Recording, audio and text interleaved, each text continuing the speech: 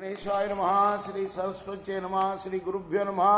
భక్తులరా, వాల్మీకి మహర్షి రచించిన శ్రీమద్ రామాయణం యథాతథంగా చెప్పుకున్నాం. ప్రతి శ్లోకం దాని అర్థం. ఇందులో భాగంగా నిన్నటి వరకు మనం బాల అయోధ్యారణ్య కిష్కింధ సుందర యుద్ధకాండలు పూర్తి చేసాం. ఉత్తరాఖండ్లో కూడా 40 సర్గలు పూర్తి చేసి 41వ సర్గలోని 12వ శ్లోకం వరకు చెప్పుకున్నాం. ఈ రోజున 13వ శ్లోకం నుండి కొనసాగిద్దాం. కొనసాగించే ముందు వాల్మీకి మహర్షిని ప్రార్థన చేసుకుందాం. కూజంతం రామ రామేతి మధురం మధురాక్షరం ఆరుహ్య కవితా శాఖాం వందే వాల్మీకి కోకిలం అంజనానందనం వీరం జానకీ శోకనాశనం కపీసమక్షం తారం వందే లంకా భయంకరం సదా నింబవృక్షస్య మూలాధివాసా సుధాశ్రావిణం తిక్తమప్యప్రియంతం తరుం కల్పవృక్షాదికం సాధయంతం నమామీశ్వరం సద్గురుం సాయినాథం. సమర్థగురు సాయినాథ మహారాజ్ కీ జై.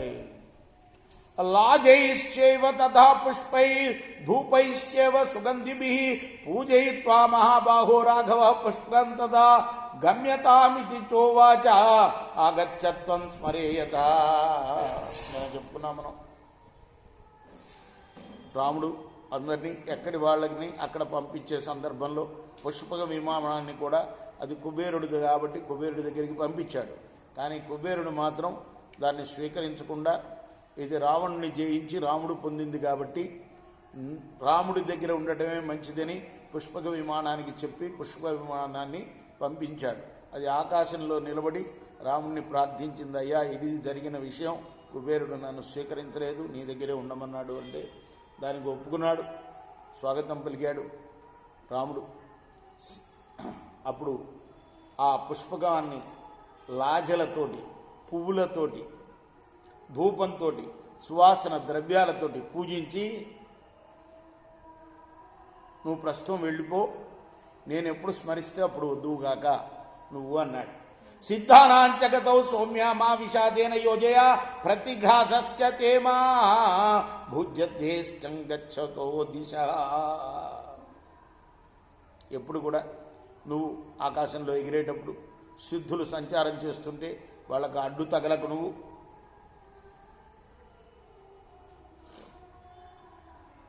నీకు కూడా అప్పుడు ఏ అడ్డు ఉండదు.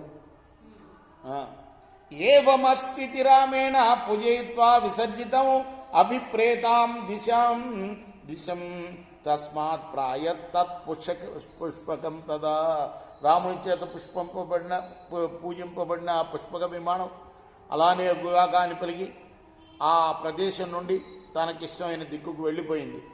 ఏవం అంతర్హితే తస్మిన్ పుష్పకే సుకృతాత్మని భరత ప్రాంజలిర్వాక్యం వాచ రఘునందనం. ఆ పుష్పక విమానం అలా అంతర్హితం అయిన తర్వాత మరి భరతుడు, రాముడి తమ్ముడైన భరతుడు ఇలా అంటున్నాడు, విబుధాత్మని దృశ్యంతే త్వయి వీర ప్రశాసతి అమానుషాని సత్వాని వ్యాకృతాన్ని ముహుర్ముహు. దేవతాస్వరూపుడైన నువ్వు పరిపాలిస్తూ ఉండగా ఇప్పుడు మనుషులు కాక ఇతర వస్తువులు కూడా మాట్లాడటం మేము వింటున్నామయ్యా. పుష్పకం విమానం మాట్లాడి వెళ్ళింది కదా, దాన్ని ఉద్దేశించాము. అనామయశ్చ మత్స్యానాం సాగ్రో మాసో గతోపియాం జీర్ణానామపి సత్వానాం మృత్యున్నాయాతి రాఘవ రమా. నువ్వు ఇప్పుడు రాజ్యానికి వచ్చి 1 నెల కన్నా ఎక్కువైంది. ఏ మనిషికి కూడా అనారోగ్యం అంటూ లేదు రాజ్యంలో. అలానే ముసలి వాళ్ళు అయిపోయిన వాళ్ళకు కూడా మృత్యు రావటం లేదయ్యా. ఆరోగ్య ప్రసవానార్యో వపుష్యంతో హి మానవ హర్షస్యాభ్యతికో రాజన్ జనస్య పురవాసిన. స్త్రీలు చక్కగా ఏ రోగం లేకుండా సంతానం పొందుతున్నారు. పురుషులందరూ కూడా మంచి శరీర సౌష్ఠవంతో ఉన్నారు. ఇతర జనులందరూ కూడా చాలా సంతోషంగా ఉన్నారు. కాలే వర్షతి పర్జన్య. పర్జన్యుడు అంటే వానదేవుడు ఏ కాలంలో వానకులలో ఆ కాలంలో కురుస్తున్నాడు. కాలే వర్షతి పర్జన్య పాతయన్నమృతం పయ పాతాశ్చాపి ప్రవాంచేతే స్పర్శయుక్త సుఖా శివ. వాయువులు కూడా చక్కటి స్పర్శనిస్తూ వీస్తూ ఉన్నాయి.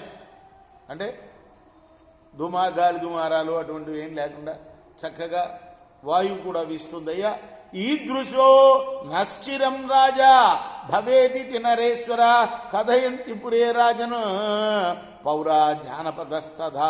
రాజా, పురంలో వాళ్ళందరూ కూడా మాకు ఇటువంటి రాజే ఉండాలి అని నిన్ను గురించి అనుకుంటున్నారయ్యా. ఏతా వాచ సుమధురా భరతేన సమీరిత శ్రుత్వా రామో ముదాయుక్తో బభూవ నృపసత్తమ. ఇటువంటి మధురమైన మాటల్ని భరతుని నోట విని రాజశ్రేష్ఠుడైన రాముడు చాలా సంతోషించాడు.